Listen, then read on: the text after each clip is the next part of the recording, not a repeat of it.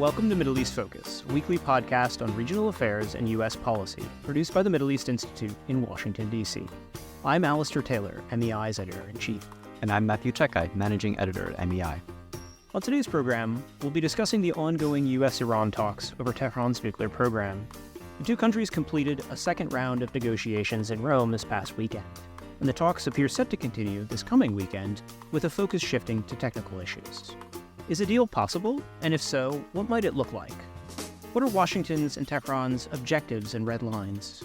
And what role are key regional and external actors like Israel, Saudi Arabia, Russia, and China likely to play in the process? To discuss all of these questions and more, we're joined today by Alex Vatanka, MEI Senior Fellow and author of The Battle of the Ayatollahs in Iran, the United States, Foreign Policy and Political Rivalry since 1979. As always, our listeners can subscribe to Middle East Focus on Spotify, Apple Podcasts, and other podcast providers. And please check out MEI's other podcasts as well, Rethinking Democracy with Gundul Toll and Taking the Edge Off the Middle East with Brian Katulis. Alex, welcome to Middle East Focus. It's great to have you back in the program. Great, Matt. Good to be back with you and Alistair. Looking forward to our conversation. Likewise. We're recording this episode on the morning of Tuesday, April 22nd, and we've now had 2 rounds of U.S.-Iranian negotiations with a third meeting scheduled for this weekend. Where do things stand at the moment, and what do we know about what came out of the first and second rounds? So, Matt, in terms of where we stand, from what I understand, tomorrow, that's April the 23rd, we will have technical teams from U.S., from Iran, meeting in, again, from what I understand, Muscat, Oman. So they're sort of starting to talk about the technical aspects of a deal. And if you are on the optimistic side in terms of where this whole process is going, that's a good sign. That means they've kind of perhaps reached the basic parameters for a deal, which means it's going to be focused on the nuclear issue.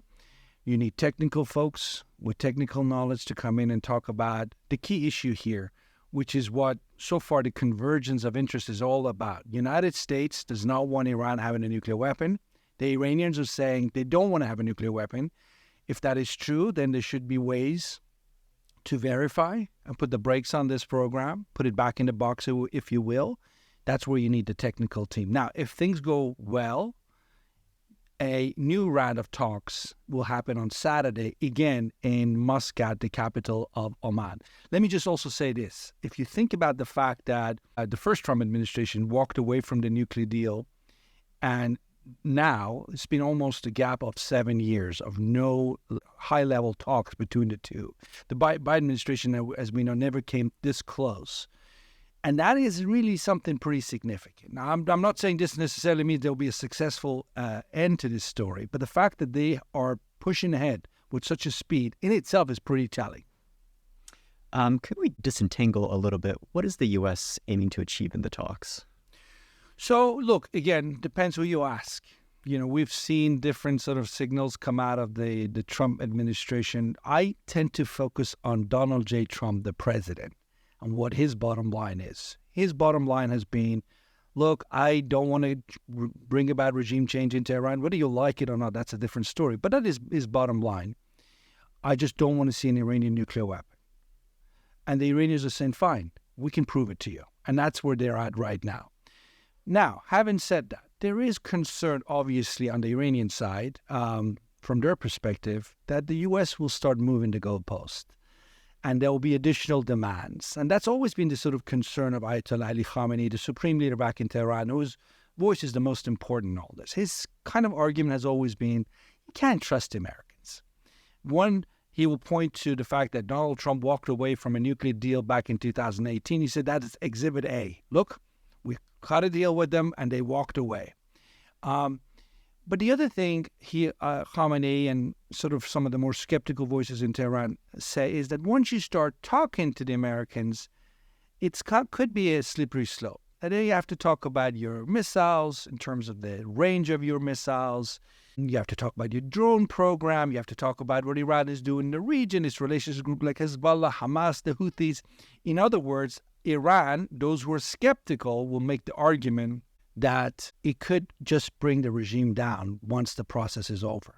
Now, the counter to that, these are folks like Abbas Araghchi, the foreign minister who's leading the negotiations. The counter to that is Iran doesn't really have an alternative to these talks, that the economy is on the brink. People in Iran are extremely upset with this regime's foreign policies, handing of a nuclear program that has cost Iran literally hundreds of billions of dollars. So they're saying, hey, hardliners, what is your alternative? What would you do if you were sitting where we are as a country today?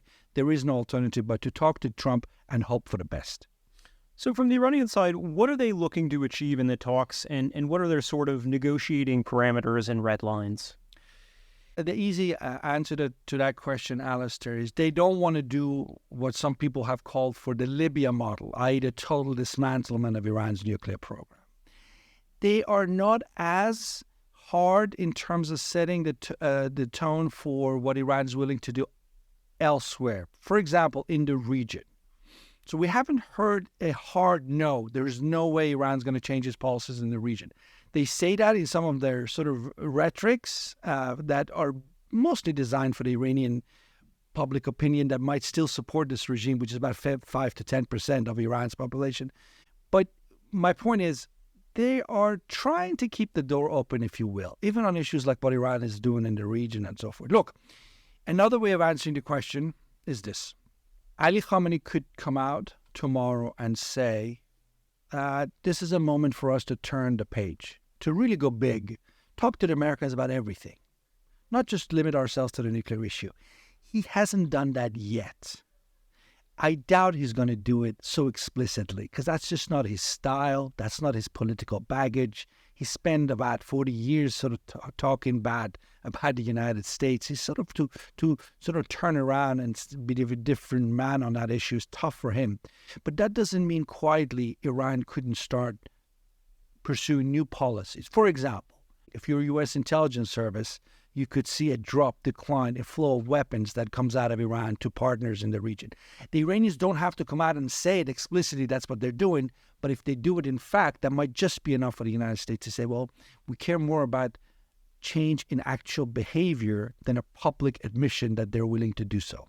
What would push them to turn that policy in that direction? I mean, would it be outside pressure from the United States? Would it be encouragement from some of, what would they consider their partners, China, Moscow? I would say, Matt, is a combination of factors that came together and was just so hard to ignore for him. Number one, let's not forget, this is a regime that stays in power, not because it's necessarily legitimate in the eyes of its own people. It's not. I have no doubt in a free election, there will be no Islamic Republic. It will be voted out faster than any of us in this room can blink, because that's how unpopular they are. So it's sitting on a very angry population, an angry population that increasingly feels the impact of the sanctions. Now, the sanctions have been there for a long time. Some of them are related to the nuclear issue. Many other sanctions are not related to the nuclear issue, or things like support for groups that the United States considers to be terrorist organizations like Hezbollah. And then we've seen the performance of groups like Hezbollah and Hamas and so forth over the last 15, 16 months since the October 7th attack on Israel. So Iran's so-called proxies in the region have been on the defensive for many months now. So the whole idea of fight your enemies outside through proxies so you don't have to fight them at home, that whole equation is now upended essentially. And then you have an American president who sort of likes to be unpredictable. Now, the Iranians don't think Trump wants to go to war. They don't think he's the sort of an individual who take a new war in the Middle East lightly. But he also at the same time has provided grounds for Iran to say, okay, the situation has changed. There's a new president in the White House. And he's a president who controls pretty much the Republican Party today. So what is really interesting is if you listen to Iranian comments for the last few months since President Trump came to the White House, is you might not like Donald Trump. You might not like what he did to Qasem Soleimani back in 2020 when he assassinated him, all the rest of it, and the fact that he walked away from the nuclear deal in 2018. But put that all aside, look ahead. And if you look ahead, here's an American president who doesn't really have a regime change policy on Iran, which is what obviously the regime cares about the most because he likes to survive. And he's a guy who might actually deliver on sanctions, who has a Republican Party who will not prevent him from giving proper, real sanctions relief. So again, I could go on, but there is a sense of hopefulness that Trump might actually be someone who can deliver in ways, for example, Joe Biden was never seen to be able to deliver by the Iranian side. Hence, Tehran and Biden never really having any serious attempt to revive JCPOA of 2015. I thought it was telling the statement on X by the Omani Foreign Ministry, where they said that the sides had agreed to keep talking to seek a deal that ensures Iran is, quote, completely free of nuclear weapons and sanctions and maintaining its ability to develop peaceful nuclear energy. How literally should we treat that characterization? Do you think that both sides, in fact, did agree to Iran maintaining a civil nuclear program and this idea that all sanctions will be dropped? You already pointed out that not all of them are related to the nuclear program. Really hard to say, Matt. I don't think anybody knows that. I think that's going to be having to sort of sort it out through these upcoming talks. But as we've discussed, the sanctions aren't just on the nuclear issue. There are a whole host of issues. But the bottom line is no nuclear weapon in the hands of Iran. Iran says we don't want it. That in itself might just give us enough wiggle room for a deal. But really the heavy lifting in terms of what gets removed in terms of sanctions and so on, that is something that will take some time to figure out. Three of the key potential stumbling blocks in a deal have to do with the issues of timing, of scope, and this question of assurances or guarantees. I want to kind of touch on each of those briefly. On the timeline, Special Envoy Witkoff has said that he wants a deal in 60 days. The Iranian foreign minister has been a little bit more measured, perhaps, saying that it'll take a lot longer, saying that there's a need for confidence building. What's your kind of read on the timeline? They do seem to be moving fairly quickly. Yeah, look, if there is a political desire to have a deal, I think these deadlines don't necessarily mean that much. You can change deadlines as long as you have assurances in place that Iran is not weaponizing, right? So there are things that I'm sure the Iranians can do to return some of these inspections that they have removed from the IAEA, the International Atomic Energy Agency. They could call it temporary during the negotiations. There are things that Iran can do. The United States can do the same thing, by the way, when it comes to enforcement of some sanctions. So both sides actually have much more room to maneuver when it comes to creating confidence building to maintain the process. And let's not forget, President Trump's going to be there for almost another, 4 years almost. So there's a lot of time here for confidence building if there is a desire in Washington and Tehran to really take this moment to turn the page and go in a very different direction than where U.S. and Iran have been since 1979. On the issue of scope, Tehran has said it won't commit to totally dismantling its nuclear program, as you alluded to earlier. And as you mentioned, some of the other important issues like the missile program, the proxies, haven't really come up in specific statements as yet. Do you think there's enough of a basis here just on the nuclear program, given where the U.S. is at, given where Iran seems to be at, for a deal? This is the big challenge for the Iranians. Do they want a nuclear deal with the United States to buy time, as a lot of people in Washington say? And Iran isn't really serious to change its way. That its two sort of twin pillars in terms of regional policy remains to get the United States out of the Middle East and confront Israel at any cost. If the Iranians decide to change policy on these two issues, then I suspect they need to start saying it more explicitly than they have done. I want to see President Pezeshkian, but far more importantly, Supreme Leader Ali Khamenei come out and say so. Say it's time for us to sort of go in a different direction. We haven't heard that yet, which is why so many people in Washington are still skeptical about Iran's intentions to buy time to get sanctions relief, but really not change course. But I think actually there are probably more people in Tehran who want to change course than folks in Washington who are on the skeptical side like to think is the case. I want to touch on the issue of kind of assurances or guarantees as well. Iran said that it wants a sort of promise that the U.S. won't do what it did last time and pull out, and that if it does, Iran would receive, say, damage money or some sort of greater guarantee in the form of, say, congressional approval of the deal, or a potential kind of penalty mechanism, like if they do house their enriched material with Russia, they'd get it back if the deal fell through. How plausible do those sort of guarantees seem to you? Kind of almost academic exercise, if you ask me. So let me just put it to you this way. If you are Iran, we had the Iranian Foreign Minister Abbas Araghchi again in a Washington Post op-ed just a couple of weeks ago say, and he repeated it, by the way, just a few days ago, Iran's market is open for American businesses. Why don't you come and invest? $1 trillion economy waiting for American businesses. Wonderful, powerful message. I'm sure someone like President Trump, who has a commercial mind, would take that seriously. But is a nuclear deal with Washington in itself enough to open up that Iranian market? I would say no, it's not enough. Sure, you might have individual big deals the way the Iranians had with the United States. If you remember 2016, there was like a $17 billion contract to sell Boeing planes to Iran to be delivered over the course of a number of years. Never really obviously happened.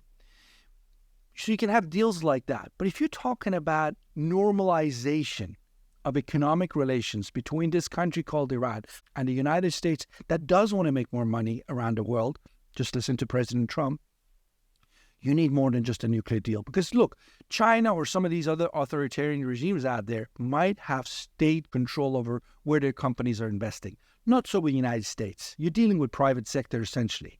How do you get them to seriously consider going and investing in Iran and not being suddenly finding themselves in a court of law saying you're supporting a company that is linked to the Revolutionary Guards, has blood, American blood on his hands, and so on. So long story short, you need to really make some other adjustments outside of the realm of the nuclear issue. You need to look at your banking. You need to look at your regulations.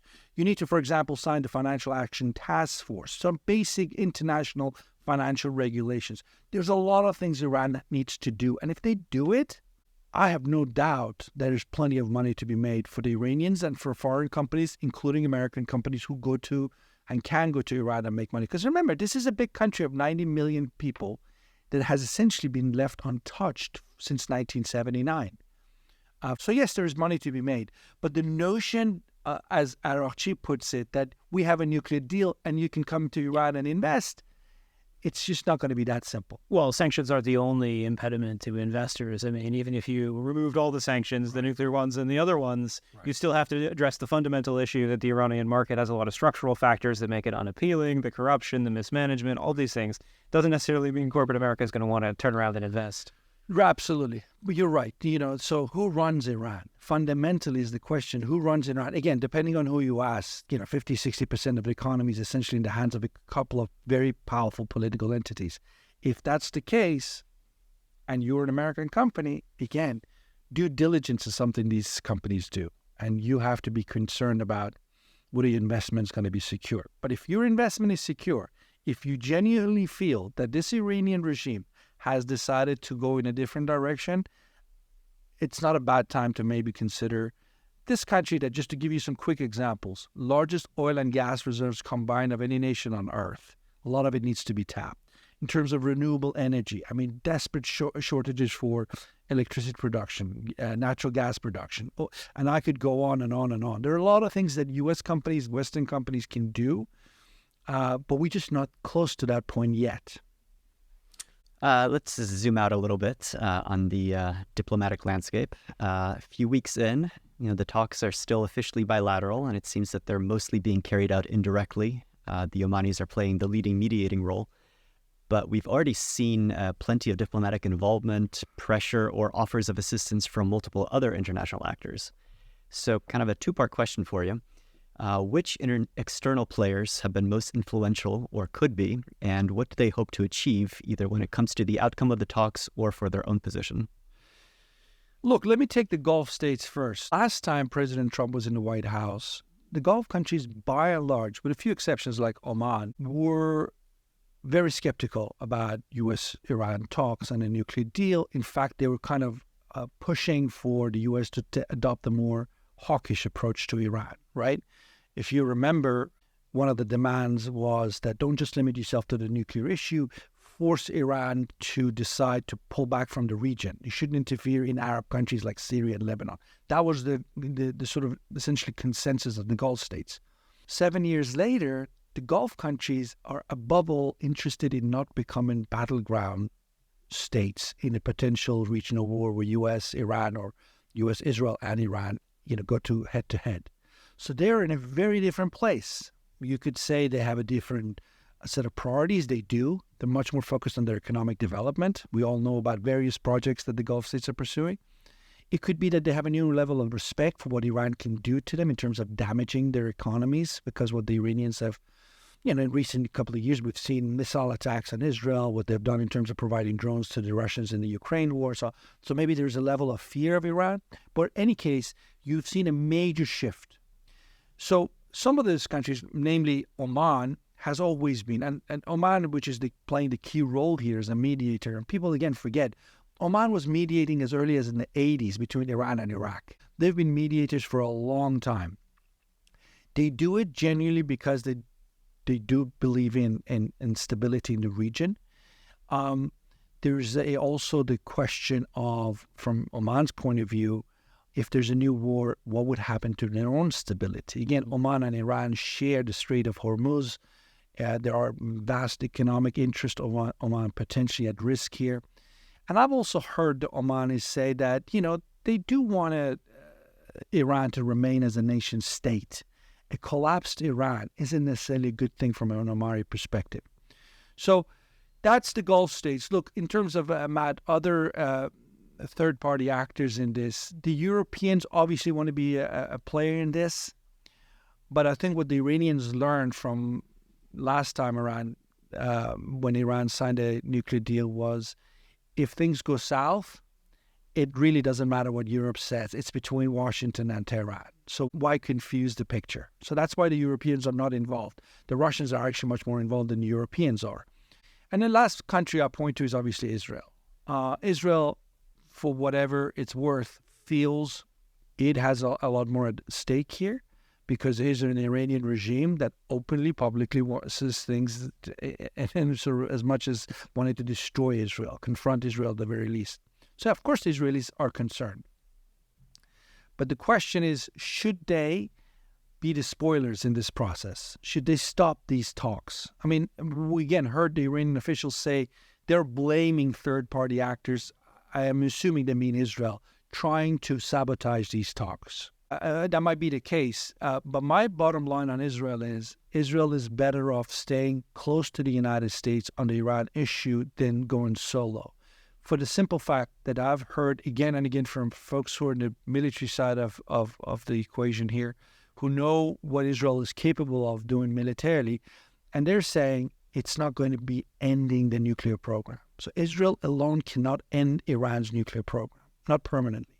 And when they come back, and again, remember, the Iranians have all this homegrown capacity to rebuild. Whatever they have in terms of nuclear facilities, they can rebuild. They don't need to go and buy it in France or somewhere else. So my bottom line on that is Israel is better off staying close to the United States. You can certainly talk to Donald Trump and shape his calculations, but I don't think we can ever go back to an Iran that's not a nuclear threshold state anymore. I just don't know if that's possible. The only scenario where that is possible is you got a regime change in Tehran. And good luck trying to sell regime change as an agenda to Donald Trump. He's not really vested in that idea. So for that reason, I think the Israelis are better off hoping that Trump gets a very good deal in terms of putting the brakes on this nuclear program, ears on the ground in Iran so they don't weaponize. That doesn't mean the Iranian and Israeli tensions are going to disappear overnight. It's not. But it means we can potentially avoid that bigger regional war that might come if Israel and Iran went head-to-head. What role is China potentially playing? The Iranian foreign minister is in Beijing today, I believe. The Iranians want both Russia and China informed and feel respected and as stakeholders in this process for different reasons, but namely because they are obviously members of the UN Security Council. They have a say in terms of what happens against Iran at the UN level in coming months and years. So, you have that desire to make Beijing and Moscow feel like stakeholders. The Chinese and the Russians are different in the sense that the Russians have proven themselves to be much more outspoken, if you will, in support of Iran's nuclear program than the Chinese have. The Chinese say the same things, but just don't say it as loudly and as frequently as the Russians do. But again, that might be a reflection of Russian-American relations are much more tense these days, whereas we know Chinese-American relations are also tense, but end of the day, China has huge investments and economic interest involving the United States still to this day, despite all the tariff talk. It's a more complicated right. picture. Yeah. So they just need to be, and the Chinese also have good relations across the board in the Middle East. So I find the Chinese being very reluctant to want to pick sides. They have relations famously with not just Iran, but all the Gulf countries, including countries like Israel. So China is trying to sort of hope for the best, but without necessarily getting themselves, placed at the center of all the tensions. Taking a step back, and you've kind of touched on this a little bit, but I wanted to drill down on it on a little bit more detail. How do you see the circumstances compared to what they were like in the run-up to the 2015 nuclear deal? What are how were they different? How were they similar? And what were the kind of takeaways for Tehran from that process? I think the Iranians in 2015 might have felt that they had the upper hand in the region. The United States had just kind of only 5 years earlier kind of wrapped up and moved out of Iraq, which was, a win from an Iranian perspective. So Iran was doing relatively okay. Assad's regime in Damascus was still not secure, but certainly ISIS hadn't taken over. So again, there was a sense that the Iranians were doing okay in the region. And that might have given them reason to cut a deal, but being focused on the nuclear aspect only. Fast forward 10 years later, there's a fundamental question mark about Iran's proxy model. Is it really worth it? I mean, I have spent the last few months since the Assad family fled Damascus for Russia, looking at what the Iranian officials, including senior members of the Revolutionary Guards, are saying about Assad. That he wasn't reliable, that he was corrupt, that he was openly saying to the Iranians, we will not fight Israel for you on your behalf. So basically what you're hearing from Iranian officials 2025 is that you got to rethink your regional strategy. You got to put Iranian national interests first, as opposed to this open-ended, be in the region, fight U.S., fight Israel. To what end? For what purpose? And how do Iranians people benefit from it? Because again, all of this goes back to a simple question. How does the regime in Tehran feel like it can survive in the long term? How does it feel it can survive the death of Ayatollah Khamenei, who is turning 86, if he hasn't already turned 86. I know his birthday's in April, not sure about the exact date, but he's not going to be with us forever and ever. So you have a collective regime sense in Tehran that maybe it's not a bad idea, not just to limit ourselves to the nuclear issue, not give it up, keep it, use it as leverage, but also maybe look for elsewhere where we can talk to the Americans, to the West, in order to kind of deliver the basics for the national interest, which basically means focus on sanctions relief. And then final point I say, we talked about Russia and China a few moments ago. Yes, they're seen as good friends of Iran, but at the end of the day, I think average Iranians, including officials, tell you in the event of conflict, Iran is on its own. Russia won't be coming to Iran's aid. China won't be coming to Iran's aid. And these are people, this leadership we're talking about in Tehran, who lived through the 80s, who lived through that 8-year horrendous war with Saddam Hussein's Iraq, who lost brothers and sisters and families and comrades in war, who probably actually, when you push them, have to think really hard about how willing they are to risk war. And I'm sure that's a factor, because sometimes the rhetoric gets us to sort of lose sight of that. Because the Iranian official rhetoric, certainly from the hardliners, is, we're ready for war, bring it on. But then they go home at night at the dinner table and go, actually, is that really something we want? Can we avoid it? And right now, I think they're trying to desperately avoid it. In a recent piece that you wrote for MEI, co-authoring with Senior Fellow Ross Harrison, you highlighted a number of factors that you thought could make a deal more likely. Some of them you've already touched on, like the loss of the Assad regime. Can you maybe elaborate on that a little bit and highlight what you see as potentially contributing to a deal? So, Alistair, no, I'll just go back to what you already heard me say. It's a combination of factors. It's a regime that today is on the defensive. Let me give you an example. This is a regime that for the longest of time, since 1979, turned two issues into like core pillars of its identity, and it wouldn't compromise. One was anti-Americanism, right? And one was well, let's keep Israel out of it. Let me give you a domestic example as well. One was this enforcing the mandatory hijab, the veil on women. Today, I encourage your listeners to go on YouTube and look at the latest videos coming out of Tehran. Where is mandatory hijab in terms of enforcement? The regime has given up enforcing it. In fact, the regime is going after hardliners who are demanding enforcement of a job because they think they're making too much noise. In other words, the regime is on the defensive. The regime is dealing with a younger, angry population than ever before.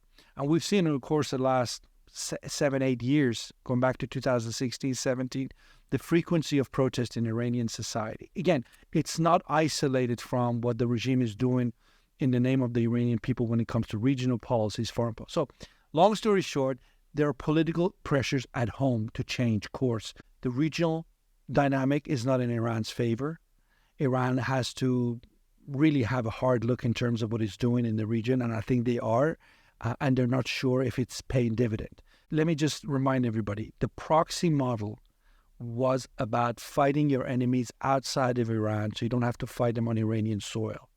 That is entirely gone. That is gone because the Israelis have now shown over the last year that they can fly over Iranian airspace, they can target strategic sites. So Iran has never actually been too close to having to fight Israel on Iranian soil. It's no longer a case of supplying Hezbollah with rockets and missiles to project power over Israel from southern Lebanon.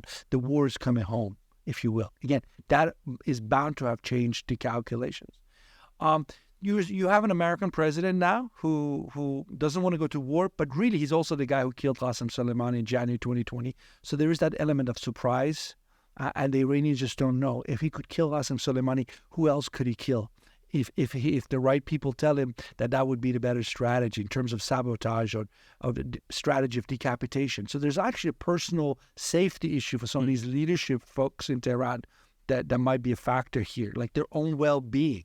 And final point I say on that, Alistair, is you're alone. You're strategically alone. There will be nobody coming to Iran's aid.